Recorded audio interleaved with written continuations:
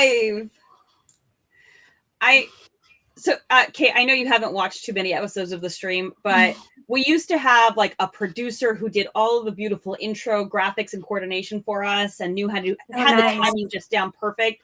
And unfortunately, she went on to do more serious work than our little fun stream here. She's actually, last I checked, still at Red Hat, just, doing slightly more polished. But at least you have a sloth. Like the sloth can be in charge. The sloth is very helpful. He does a lot of good. But anyway, so Johnny and I always get excited whenever we get the intro correctly timed because sometimes we don't. Look, we're engineers, not producers. Totally. We're lost without Stephanie. Anyway, so hello, GitOpsians. Good, morning, afternoon, evening, wherever you are, to quote Chris Short there. As far as announcements go, we don't actually have any announcements. This is the last stream of the year. Coming back next year, we're going to have exciting topics like Project Hummingbird. And I forget off the top of my head, but of course I always post them on LinkedIn about 5 minutes before we go live. So, you'll find out about them eventually. But with me today to kind of close out the year is Cate. Cate wrote the book on engineering leadership. Which I totally intended to read before this stream and then did not. So who reads a professional book in December? Like nobody. I hope you read some good novels instead. I did. And I've been writing my own tech book. So I've been also very occupied with that. So I did read a couple good novels, mostly read a lot about AI operations. Actually, there was a really good blog post on like December 3rd, blog posts guidance issued by the FBI for AI with operational technology. So if you haven't seen that, go check that out. Fantastic guide. Some very interesting, the risk table's really good because the risk table identifies like things that you would think of like over-reliance, lack of explainability. But they also had some less obvious risks in there. I thought it was really, really like solid publication by the FBI on security and AI and operations of software. So check that out. So, Cate, besides the fact that you wrote the book, tell us more about yourself. I live in Ireland. I work at DuckDuckGo. I am responsible for like the native apps engineering team. So Apple, macOS and iOS, Android, and Windows. I'm an advisor at a really cool company called Twill. They do referral-based hiring, basically. So, yeah, it's a really interesting platform. I really enjoy working with them. Cool. And so when we were talking about this episode and kind of planning it, I think, like, you obviously you had a couple great topic ideas, but, like, the one I ended up kind of more so including in the title of the episode and where I personally hoped we would start is, like, Conway's Law. Why are humans the way we are? Why do we ship our org charts? Yeah, I mean, that is like a fundamental question, right? So Conway's Law, for people who, I feel like you have it tattooed on yourself somewhere or like maybe burned in your psyche. But Conway's Law is organizations which design systems are constrained to produce designs which are copies of the communication structures of those organizations, which is like a really verbose way to say organizations ship the org chart. It is, and I think I'm just traumatized by it. It is really okay. What it is. Tell me about your trauma, Hillary. Cate, the therapist. Well, so I have an interesting background because I've worked at companies that were literally 10 people big, and then I also work at Red Hat, which is part of IBM, which is like a few 100,000 people when you put us all together. Right? I don't actually know the numbers. It's a lot. So, yeah, why do we ship our org chart should be on a t-shirt. Christian, remind me to put that on a t-shirt when I eventually spin back up the joke t-shirt store that I probably will never do. That was the whole thing.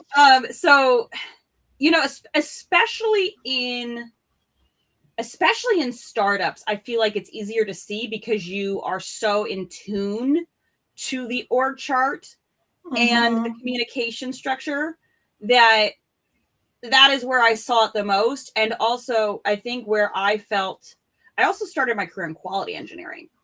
So that was really like, oh, what are we doing? Why does this work? A deep source of trauma, quality engineering. Yeah. What was that? A deep source of trauma, quality engineering. You see everything that goes wrong. Yeah, everything that goes wrong. And so the frequent question that I ask and have continued to ask everywhere I've worked is, who is this for? because it sometimes doesn't feel like it's for the customers. Yeah, I mean, I think that's one of the things about like working in an organization is like an organization exists to serve a purpose, a team exists to serve a purpose, but like individuals get really oriented around what is good for them as individuals and they forget other things.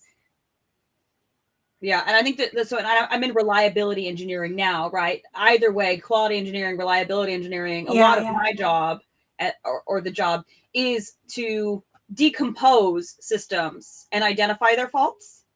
And so that's where I definitely see like, oh, interesting, like the interplay. I definitely see the Conway's law because I'm deconstructing the results of it. Yeah. So it's Totally. I don't think I can give like really concrete examples without like hurting feelings or potentially violating NDAs. But and I do think sometimes when people look at something, they go, "Oh wow, this is over-engineered." Yeah. I don't think it's actually that it was over-engineered. I think it represented a more of that kind of a problem. Interesting. Yeah, I mean, when I was thinking about Conway's law, I was thinking about like what's easy to do in an organization and what's hard to do in an organization, and how, often in a leadership role, like you're basically like you're working across the rough edges, but trying not to get cut open, and a little bit like picking your battles, like, okay, I can move this forward, but this, like, is it worth it? And so much comes back to like and like just any human has like finite energy, right?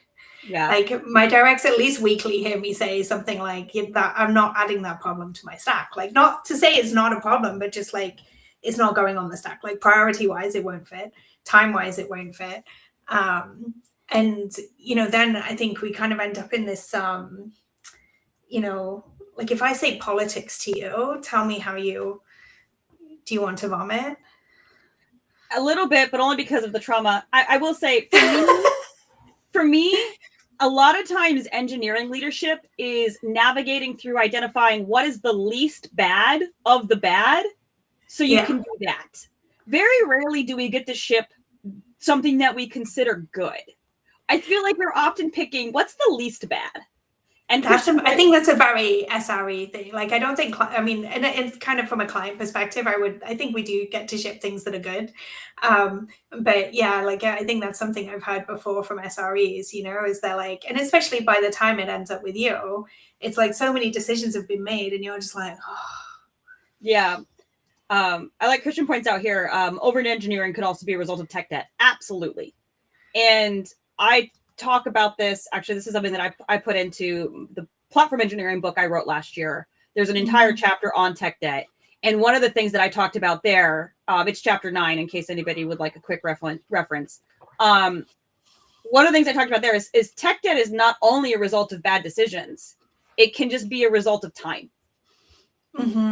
Sometimes you'd made the absolute best decision you could in the moment, and then the technology evolved, or things changed, or turns out there's a CVE with a really high score in there that you couldn't have known about at the moment, right? Yeah. These are the types of things, like tech debt is not necessarily something you do to yourself. And then especially a low Yeah, I mean, I think it's good if we do it to ourselves occasionally, because it does mean that we've like lived with a system long enough to understand it. Yes. Like, this is my favorite interview question is, tell me about a technical decision that you would change in retrospect.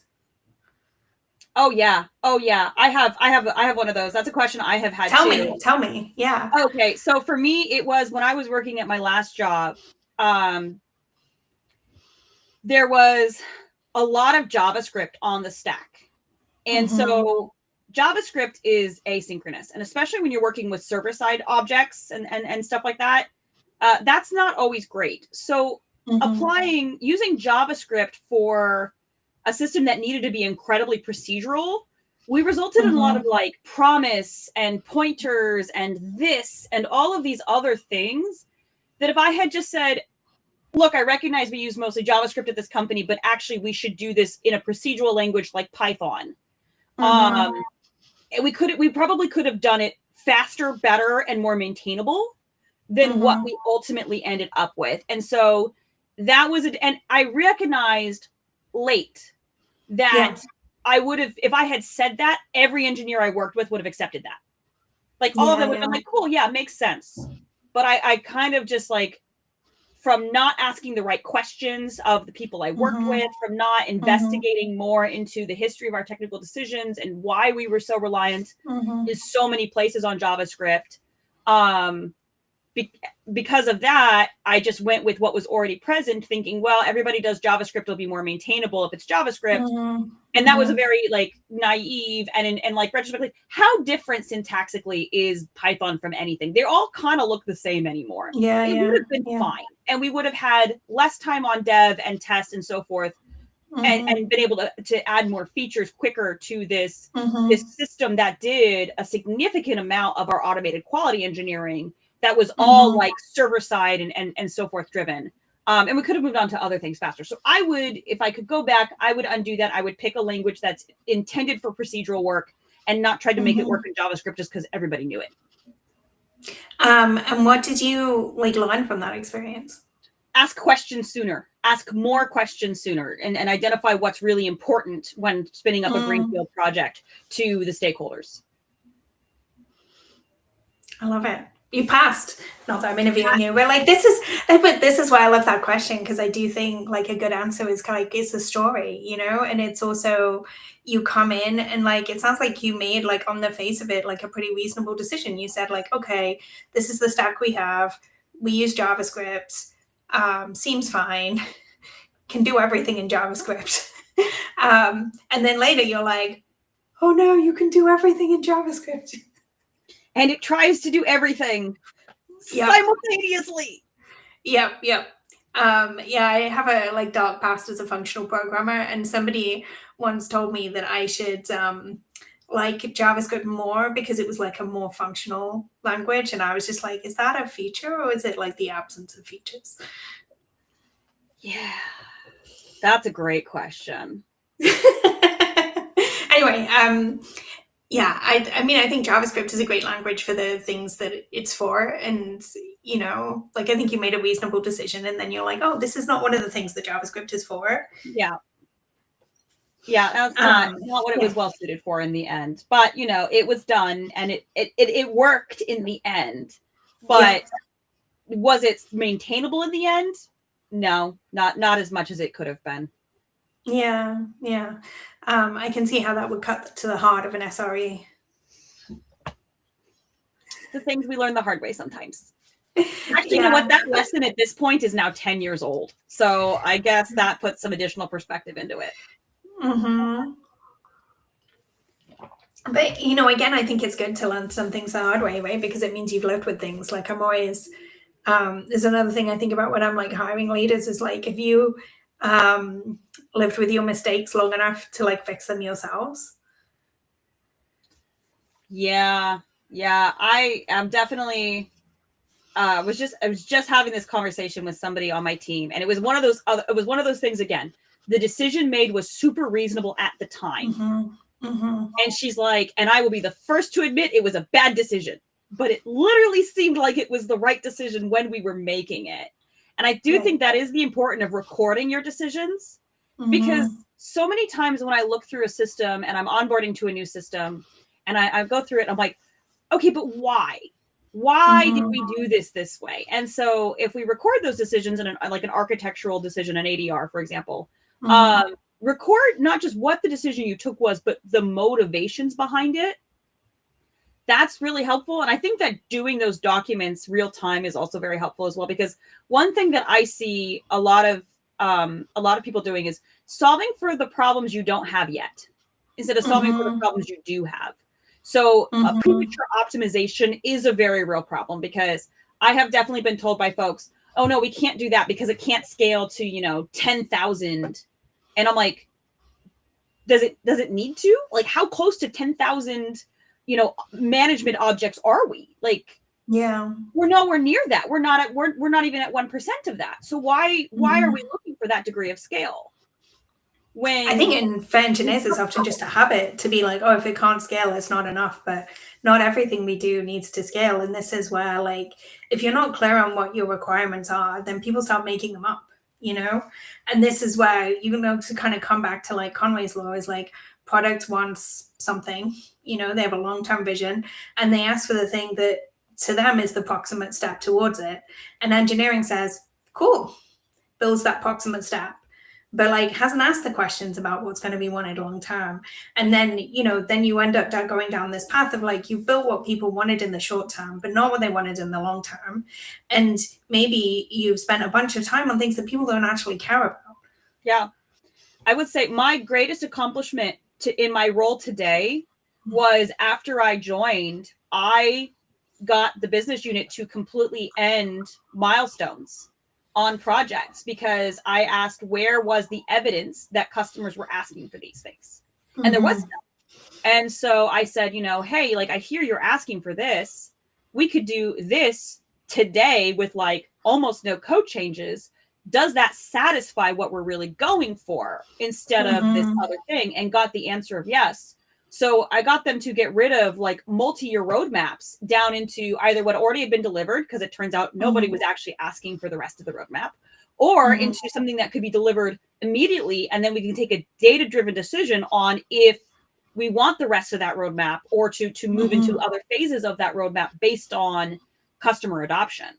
And it actually became a joke in the engineering team when I joined. They started saying, oh, he'll know, because my starting position on everything was like, no, why do we need it? And that was partly just the sheer overburdened tech debt situation that I found the team in when I joined as a leader. And of course, so it gets what my business unit partners tell me is they always get so excited when I say yes, because it means that we're on to something. Yeah. That's great. I love that. I mean, I think it's like there's two things there. Like one, in the absence of information, what do people come up with? Yeah. You know, I've been thinking lately about like how much people make up in the absence of like actual information. Like, what do you know? What do you not know? What's real? What's not? And then the other thing of just like being willing to say no, right? And just saying yes to everything, but like you don't deliver anything is just like a really terrible way to run a team. Yeah. And I think that we had, I would say that like organizationally, if we ship our org chart in where I work, in the team I work, there's always challenges with that. But organizationally, the partnership we have from our product managers or what we call the business unit is so strong that I'm as we've developed this partnership and made it better over the couple of years I've been here, I have a very high degree of confidence that we're actually shipping what customers are asking for, because we're not throwing things over a wall. We're sitting down, having discussions, interrogating, asking questions, getting raw numbers of like, you know, it's always projections and so forth. When you're saying, oh, what are we projecting this? How are we projecting this is going to do, like in terms of adoption rates and so forth? It's always an educated guess, but there's actual like sit down in a room, go over it together, and try to like deliver on whatever data we do have. And where we don't have data, we are starting to see organizationally across everybody going, okay, we don't have data for that yet. Let's hold off if we can. Let's go back and get that data. Let's identify where we can find it and make better decisions. So I love the team I work with, both in the engineering side and the product side, for that. Is very, very, very lucky to have it. Well, I mean, I believe you're lucky, but it also sounds like you're pretty intentional in kind of orienting yourself around like delivering value to the customer. And I think this is where, like, you know, coming back to my like, what's your reaction to politics, right? Like, I think when people talk about politics, like what they mean is they perceive somebody as operating in their own self-interest rather than some kind of or like rather than the interest of the business or the customer or the team. And this is what people call like politics, right? Yeah. Like in tech, when we talk about politics, like we don't really mean like politics in terms of like negotiation and getting things done. Like Nick Means has a great talk about this. Like we mean like, I don't like that person because I think they're self-interested. Yeah. And I've definitely have and do see that around. And I think it is I think it's possible I've been accused of the same, right? Because it's about perception. It's about perception. So I don't think any of us are immune. Yeah, I mean, there are 100% people who are just like that, right? Yeah. Totally. But then there were also, I'm sure I've been accused of the same thing. And it is like, comes down to like the perception and the context of the decision, right? So like, if you make a decision, you have the complete context of that decision. If I make a decision, I have the complete context of that decision. But like, pretty much nobody looking at our decisions from the outside has all the context. Like deliberately not. Like, really, what's the point of having somebody in a leadership role if they like literally dump all the context over everybody? You know, Yeah. The whole point is to accelerate your team by being a functional abstraction. Yes, 100%. But you know, and that gets into the nature of the game and communication and so forth. You had mentioned, I mean, we could talk about this generally forever, but I know you had also put some really other awesome things to go over in your ideas. So I did want to give you an opportunity to transition to something else, because it's already been 20 minutes and we can keep going.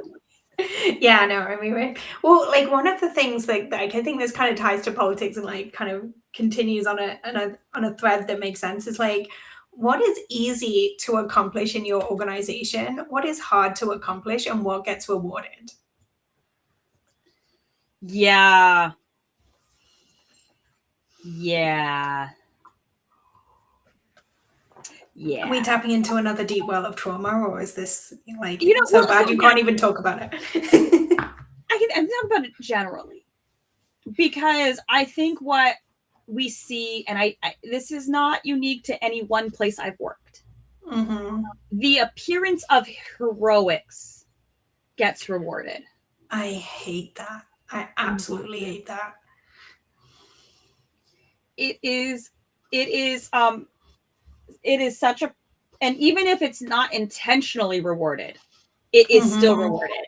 So I have seen leaders send out emails begging people, don't engage in heroics, don't give up your nights, don't go sleep deprived, don't work more than 40 hours.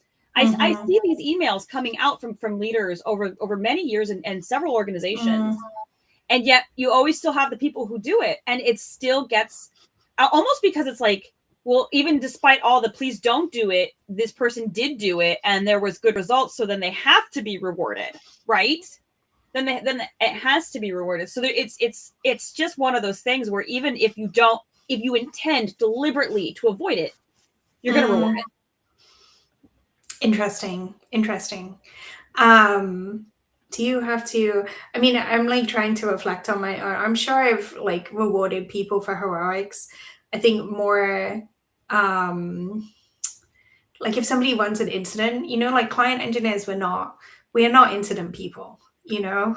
Yeah. Like we were not built for emergencies. We were built to make things pretty. Like this is really our vibe. And so, yeah, like I think, you know, because I work on a web browser, we do end up having incidents, and like that's a place where I've definitely rewarded people for heroics. But does it happen? Yeah, I mean, I don't know. I think you're right? Like it's organizationally, even if you try to run a sustainable organization, you're not going to get everything right all the time. Yep. And then, you know, either something's not going to happen, or somebody's going to pull some extra hours, be a hero, whatever. And like, you know, ultimately, like your teams probably get rewarded for delivering things, right? And in this scenario, only the hero delivers. Yeah. So that one's really rough, because so heroics always get rewarded, even if it's not, you know, reasonable, or it's certainly not sustainable. And so that can make it difficult, because you can have people who are delivering very well, or very performant in terms of like what their work product and what they get done. But they're not a hero, right? They put in that strong work-life balance.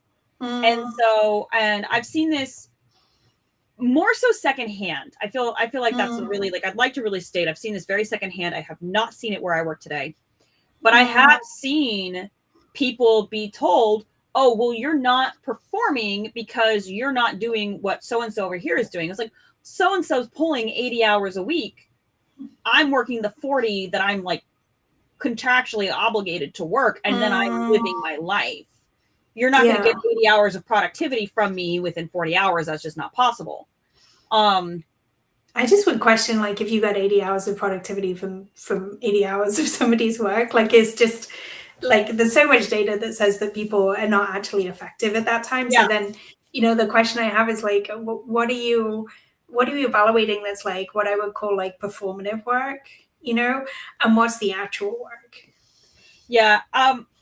My husband once worked with somebody that he strongly suspected set up a bunch of emails in advance to go out nights and weekends. Like that's just exhausting. That just sounds exhausting as an activity. I was just like, I'm always like, I don't know, there's some kinds of behavior in the workplace, and I'm just like, wow, like, have you thought about getting a hobby? Where do you find the time for this? Yeah. But he very strongly suspected that. So, like, in terms of what gets rewarded, I think heroics get rewarded, whether that's intentional or not. It just is. And I think there's a difference between going above and beyond and hero work, right? Because I feel like anybody and everybody can go above and beyond at times. I have definitely been known to do a pivot and go deal with something, and throw myself on the grenade to save the team. Like, I'll do it, but I'm not spending an extra 30 hours on it. I'll put in what I can put in during a normal work day and then figure out how to hand it off to somebody in a manner that means that it's least impactful to, especially working on a 24/7 team. It's a lot easier to do this. So I'm going to coordinate with my counterparts, other engineering leaders, other like managers that are in my peer group. I'm going to be coordinating that with them. Be like, I got this to this point. Here's what we did. Here's the history. Here's what we need to do next. Here's where like I think it should land. What do you think? Who can we find? And so it's more like that. And so that is, that can be considered going above and beyond. But I'm not going to do a hero thing. I'm not going to spend 16 hours solving this problem. I'm going to get it to a point where it's solvable and pass it, because I don't need, that is the glory. I don't need the glory of running the thing down until completion and working crazy hours and all that other stuff. I guess, like, when you talk about like being a hero, I'm just like, well, like a hero exists to kind of fight a villain or whatever. And it's just like, I'm always just like, where did the villain come from? Was it your own poor planning? Yeah, was it your own poor planning? For us, sometimes we're, as an SRE in a reliability organization, sometimes it's just mistakes. The fact that there is an uncomfortable amount of room for human error and humans are not perfect. A lot of times it comes from a race condition. Like, let's be honest here. Race condition, nil pointers, seen a couple kernel panics around the place. We get it all. And so sometimes we get very complex technical challenges. Yeah. And the villain is, we just don't know what's wrong. That's sometimes the villain is the mystery. And again, just because I picked it up and started working on it or happened to be on call or so forth, I can't burn myself out trying to solve the problem. It doesn't make me look better. And it sets the wrong example for younger people who are coming up in their career. It's not the type of culture I want to perpetuate. Yeah, I would think then, like, it's less about like your personal behavior and more about like a good team should be able to do a handover. Yeah. Like, if you're not, like, you should be able to take a vacation or like a sick day, and somebody else should be able to pick up this thing. And if you are always being a hero, then like those things are not happening. And sometimes the appearance of heroics can come from just not documenting what you've been doing. That is a real problem. And so, I've definitely had to pick up something from people who, were not around anymore for one reason or another. And you have to go through and just completely reverse engineer what they were doing because they left no valuable artifacts about it. Yeah. So I try to leave an artifact around my work product. Either there's a Jira where I've thrown some notes, there's a document where I have a rough like outline of things, maybe it's an email or a Slack message, whatever it is. If we're working an incident, I regularly am adding details to it to kind of help people understand if I fall off a bridge all of a sudden, what had I already done and where was I going with this? Yeah, if I have a theory, I record my theory. If I have a piece of evidence I don't know what to do with, but I think could be valuable, I copy and paste that in. Like whatever it is. So I think a lot of it is, the heroics can be kind of just from people playing things very close to the vest. And then they're the only person who could have fixed it. No, they're not the only person who could have fixed it because all they needed to do made themselves the only person that could fix it. Yeah. I think I like the good scout rule of like leave things better than you found it, which sounds like is something you subscribe to. Yes. I definitely try to subscribe to it. I was actually really delighted. I got a peer recognition email this week where they said that I do that, and I was like, I'm winning. Yay, that's great. That's great. I wanted to do. Left it better than I found it. So yeah. And then I thought the other question you asked was really interesting. Like, what's easy to ship in your organization and what's difficult to ship in your organization? Well, what's easy to accomplish and what's hard to accomplish? So I was thinking about different, like shipping is always the big, like, is it hard? Like some organizations really bias to like shipping and iterating in production. And like, I feel like there are organizations that have just forgotten how to ship, Yeah. There's so many things. And again, working on a team that's very operationally focused, my perspectives tend to be different. But I know that in like past places that I have worked, it's sometimes been an easier sell to be like, oh, look at the shiny thing that we can do, than to say, look at the pragmatic thing that we could like just knock out. Oh, I mean, one of the things I think about in this is like it's so much easier to critique than it is to create. So if something's close to shipping, like, if people feel like incentivized to critique, then there'll just be a ton of critique about like why it's a bad idea to ship. It's the whole, like, it's the risk aversion thing, right? Like it's like that saying of like, no one ever got fired for buying IBM. Yeah, that's true. And so that becomes a real. I definitely see people latch on to, ooh, we could do this new shiny thing, and it's like, yeah, we could do that new shiny thing, but that's like the size of an elephant. And if we just shore up what we have, maybe we don't love what we have, but if we just shore up what we have and critically examine it, we probably can achieve the improvements we're looking for with the new shiny thing. And not that we'll never make it to the new shiny thing. Maybe we will. Maybe that is a logical decision. But that true evaluation, I feel like people don't want to do it because they get, especially in engineering organizations, oh, but I could build this thing and I could get the recognition for building this thing. Right. And again, it's the incentive again, right? Yeah. It's like, you don't get fired for buying IBM, but you don't get promoted for doing something boring. You get promoted for doing something interesting. Exactly. Or at least like there's often a perception of that. Like this is something I find fascinating about, what people think gets them promoted versus what actually does get them promoted. Yes. Yeah. And actually, a lot of people, I mean, getting promoted is challenging. Oh, in this market, for sure. This market, most people I know get promotions by changing jobs. That is, that was like just the way that it mostly happened for a long time. Yeah. And now we're not changing jobs as much. So, yeah. So, and I think this is causing a lot of companies. I know my again, the place my husband used to work, they really had to sit down and be like, what is our promotion process? How do we do this? How do we measure it? And I think a lot of times those processes bias toward one archetype. And it's like, that's, it can be very difficult for operational excellence to get promoted. Because if your job is, well, I made sure everything was boring and quiet. Yeah. That is so hard. It's so hard to demonstrate and prove and then tie back to like money. You have to go through a lot of hoops to tie that back into like revenue. And a lot of times promotions are driven by impact to revenue. Yeah. I mean, you also don't have the counterfactuals there, right? Like if you have prevented 10 problems, like you don't have those 10 problems to be there. Like you can't like run an A/B test that says like, look, here's your organization if I wasn't here, and here's your organization with me. Yeah.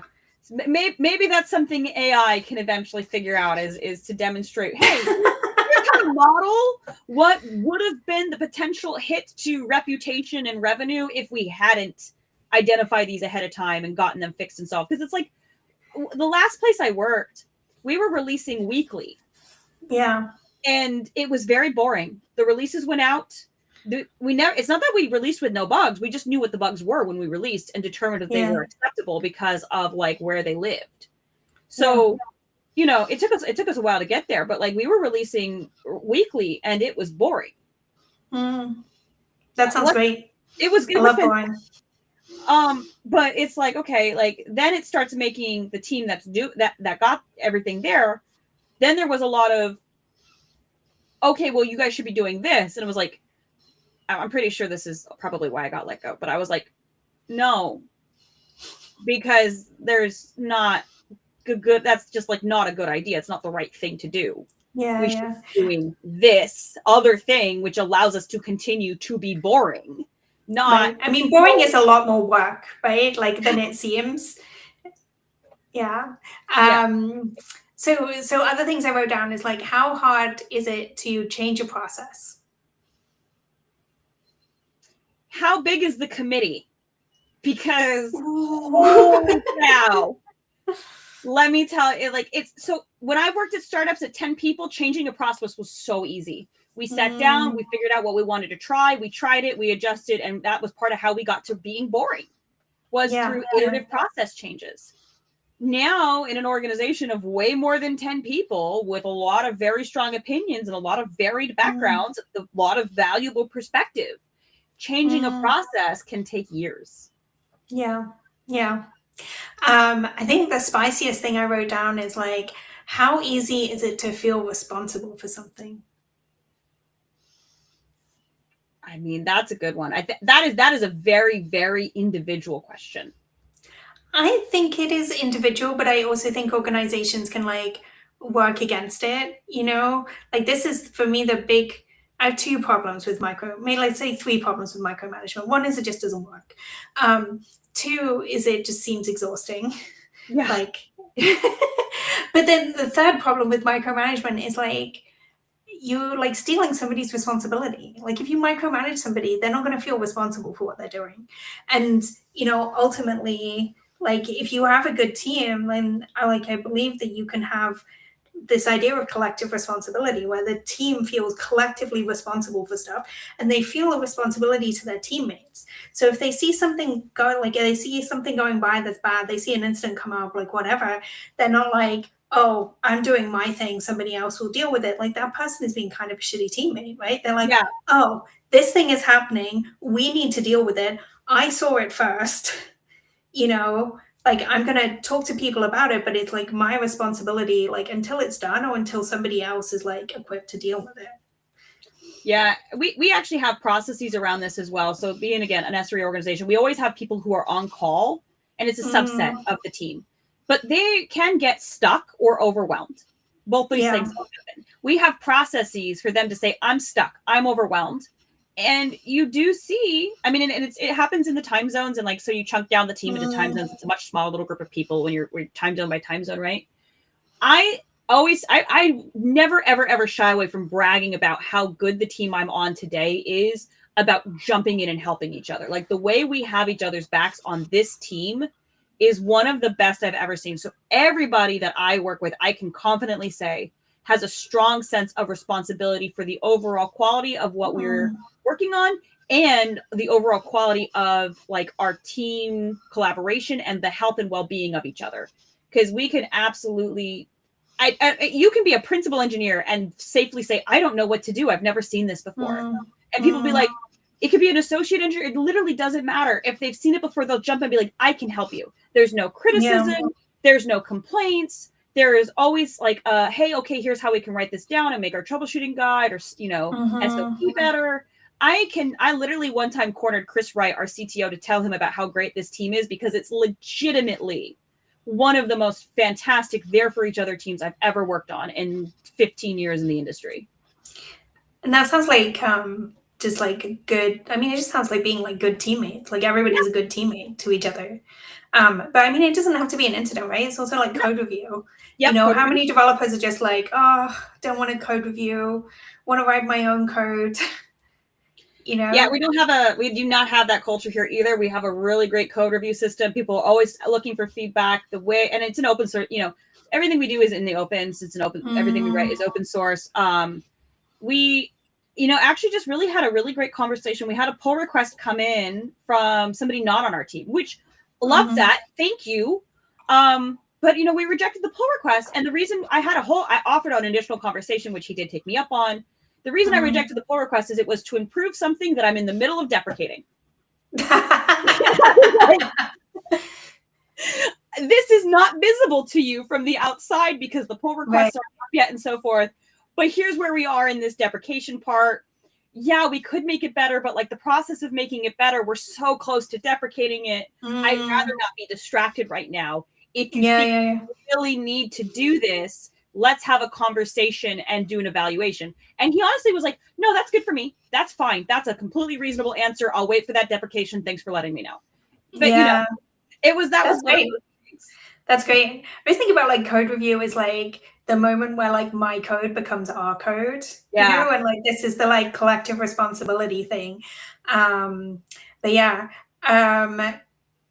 But again, this like comes back to this like what's incentivized is what's rewarded piece of the conversation, right? Like, like as a leader, like you want to make sure that you incentivize people to be a good teammate. Yeah. But if the organization does not, you're always going to be working against that.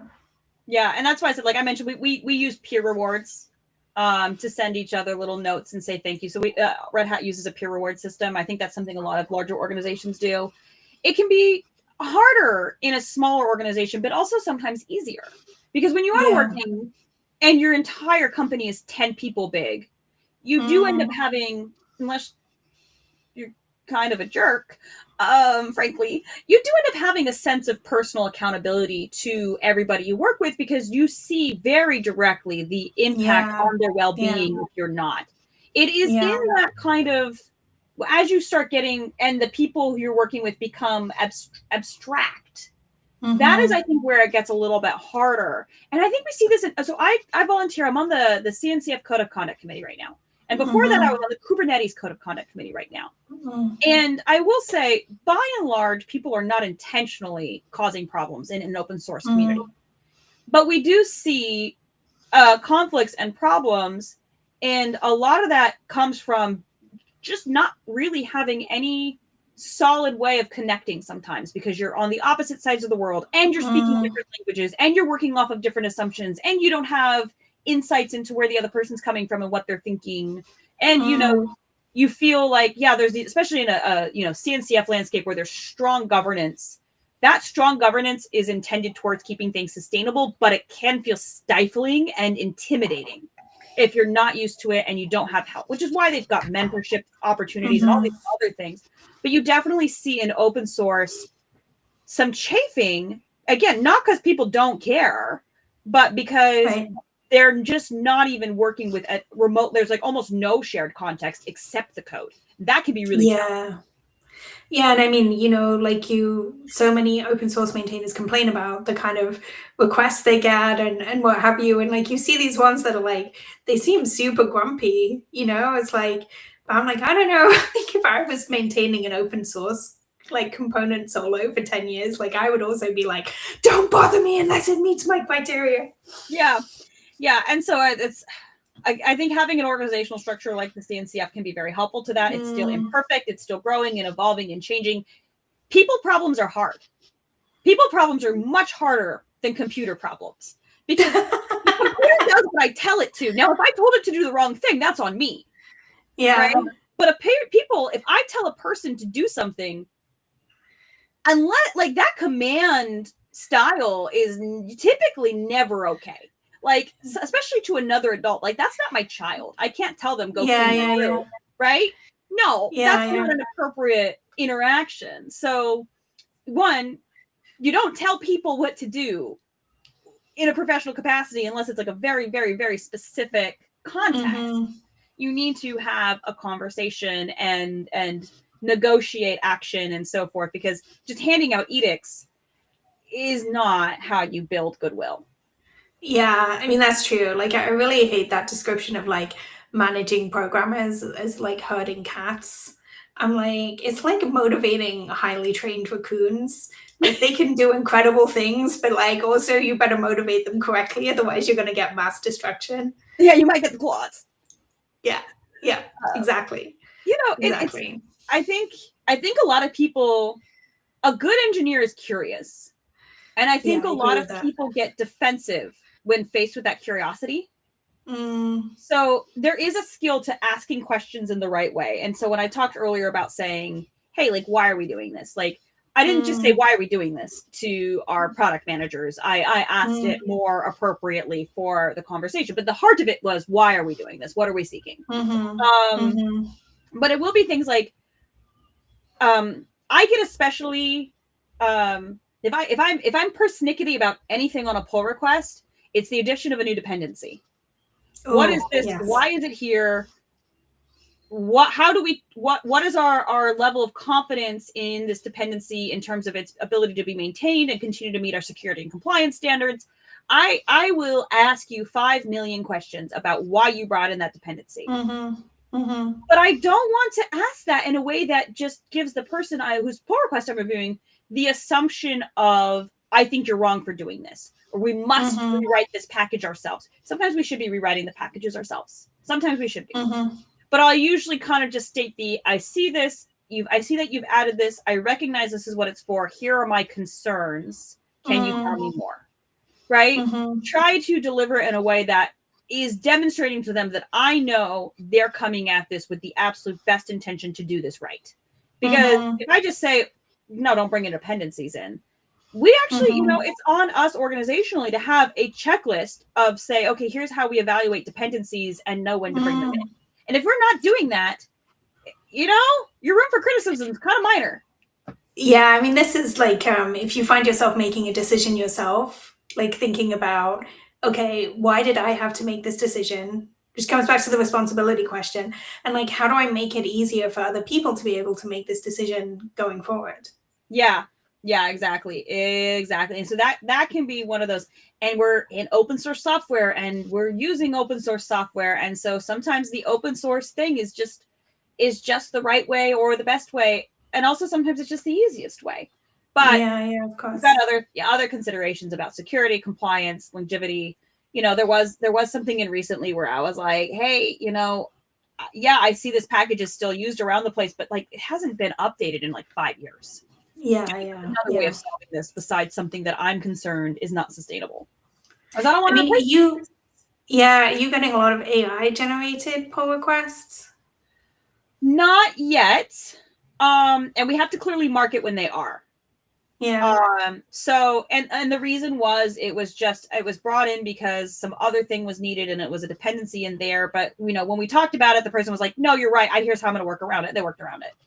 Oh, okay. No, I've seen like open source maintainers like complaining about AI generated code like PRs. And I was finally vibe coding this week, which was like so exciting. But I was just like, oh my God, no one should do this for production software. Like, Yeah. I've used it. You'll see. Like, I'll go look at my GitHub history. You'll see very clearly where I've used GitHub or Copilot. I actually did do an entire proof of concept where I let Copilot just kind of do it, and I have it in my pull request. This is not production code. This is just to give you an idea of what I'm thinking the approach should look like. We need to rewrite this before we use it. Like that pull request is very clearly marked. But then there was some other thing where it was like I didn't have quite enough deep contextual knowledge and I was just really strapped for time. So I made Copilot help me figure out why a test was failing and then worked with it to get that correct. But yeah, yeah. you can't just let it just go and just do what it's going to do. Like you do have to like read through each line of code and evaluate it. And it's like working. I mean, you 100% can just let it go. But like, and then if you push that to production, you're going to have a really bad time. Yeah, you're going to have a really bad time. So yeah, definitely you still have to peer review what you get the AI to do, and then you get other people to peer review what you had the AI do. And somebody asked me about this and I said AI is only going to make you slightly faster at something you're already good at. if you're not Yeah. good at software engineering, it's probably not gonna make, it's not gonna be good. You need to know the things. Yeah. Yeah. And so I think we are seeing, in terms of just the open source landscape, like we're definitely seeing more AI generated pull requests. Some, I think it's still project to project, what's all being done, because there's always it's evolving. Some of the licensing questions and so on and so forth become really tricky because you don't know where it got the basis for the recommendations it made. Yeah. And so a lot of our pull requests I see are still like more automation created, like things like Dependabot, right? Hey, Oh yeah, that's very useful. dependencies. That's a solid piece of automation. And I kind of say, like, where like simple automation can suit, that's the better place than just like AI for the sake of AI. Yeah, totally. Did I have anything else? Not really. Was there anything else you wanted to talk about? You did have one other thing, which we sort of talked about, like, which was like the shared code. Yeah, the shared code, and also the the maturity of the company impacting like what changes stick and what changes don't. We've touched on this as I've gone through what it was like at 10 people versus what it's like at a few dozen, thousand, 100,000. But I think that one is really kind of that one's a neat one. I mean, I think this is like, if when change is easier, like change is also less likely to stick. Yeah. And so when change is harder, you're actually more likely to make a like sustaining change, but like the effort to do so feels really high. And so a lot of it's like, what time frame do you want this change to have impact on? Do you want this change to just exist whilst you're there, making sure that that change is true? Or do you want that change to outlive you? In which case, like maybe a harder process isn't the worst thing. Yeah. And it's definitely one of those, like, we worked at a 10-person company. We made a lot of changes before we got to a process that sticks. That was, quick, regular changes may or may not be appropriate. If you change too much, too frequently, it may become a barrier to people just getting work done, because, and I definitely have seen this where it's like, oh, wait, what is this process anymore? How does this process work now? Because what the process is starts to become tribal knowledge instead of true process. That is the biggest challenge with trying to make too many changes too fast, is the context starts to not be shared. Yeah, I mean, especially if it's a process you don't like look at very often. For sure. This is something that I have experienced really recently, and it's not that the reason the process changed wasn't good. It was a good reason. Went through something, a couple weeks later needed to go back through the same process, completely different process. And it was like, wait, shoot, now I don't know how long this will take me because I have to go figure out this process end to end. It's all brand new. Did the reason it changed make perfect sense? Absolutely. But it actually still made it take longer when I went to go do it the second time because it had changed in between. I mean, I think the other question is like, is that process your job, or is it like tangential to your job, right? Like, if the process related to my job changes, then I feel really like strongly about it. But I'll probably like adapt or die very quickly with it. But like, if the process related to like, I don't know, filing an expense report just gets way harder, I'm way more likely to just be like, I can't do this. It's so difficult, Yeah, it was, because it's a chore versus like the actual work, Yeah, it was more of the chore nature of things. And that gets, and it's like I could file an expense report for my cell phone, and I don't, because it's so painful. I just don't, and I don't want it. You can't make me. You know what I mean? I'm choosing not to leverage a company benefit because the process is really painful and I don't want it. And but in this case, it was more of like a chore. So like I had to, even though I really didn't want to, but it was like, didn't I just do this? Why is it so different? Yeah. No, I mean, I hate that kind of thing. I was like, I've been thinking a lot lately about the difference between like the work and all the rest of it, Yeah. and like the work is just like it's what we ship, it's the product, and like obviously I have a leadership role, like my role is like enabling that, Yeah. like I don't really, nobody wants me to ship code anymore, but you just like it's so easy to feel like, oh, like all I spent my time on was the stuff around the work, like none of it Yeah. actually helped anything get done, which Yeah. is like really depressing, and it is this like kind of fake productivity, it's like everybody thinks they were productive, Yeah. but like there's nothing like for me being productive is like something exists that didn't before, something is like done that wasn't before, and like that's, I mean, it's a very engineering definition of productivity, right? But yeah, and I think this is why like engineers, this is my like spicy, I guess we have 3 minutes, so I'll give you one of my spicy takes about engineers.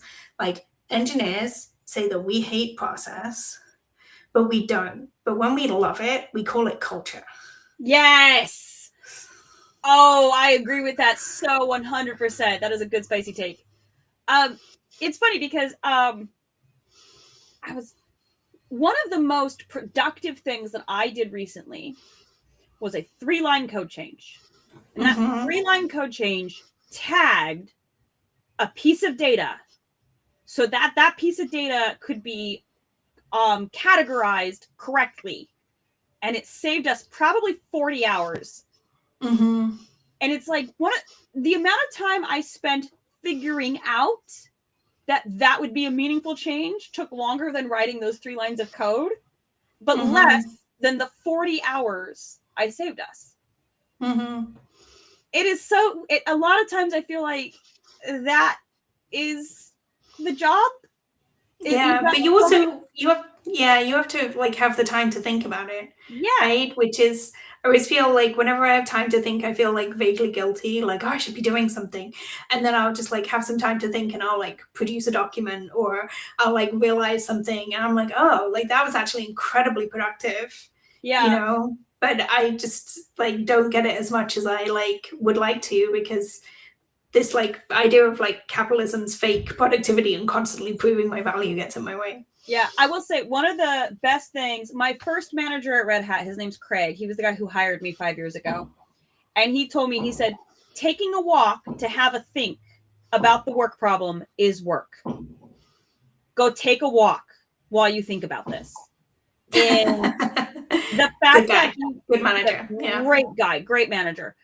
The fact that kind of thing, he's like, if you go take a 20-minute power nap and you wake up with the solution, that was 20 minutes you worked.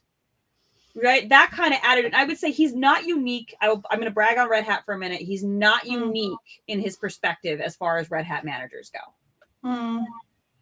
But that one is one thing. And I would say the same thing to anybody who asks me, go take a walk.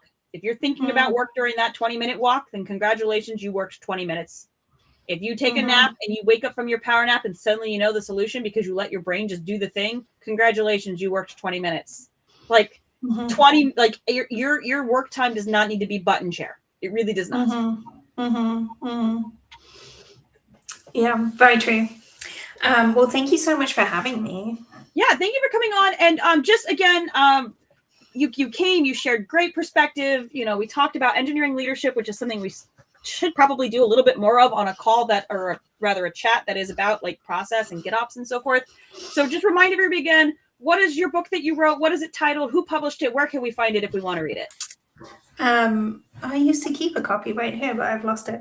It's called The Engineering Leader. It's published by O'Reilly, and you can find me at Cate.blog. Amazing. The Engineering Leader, published by O'Reilly. Thank you so much, Cate. It was really a pleasure. Thanks. Bye. And everybody else, have a happy new year. And until we see you next year, choose your technical debt wisely.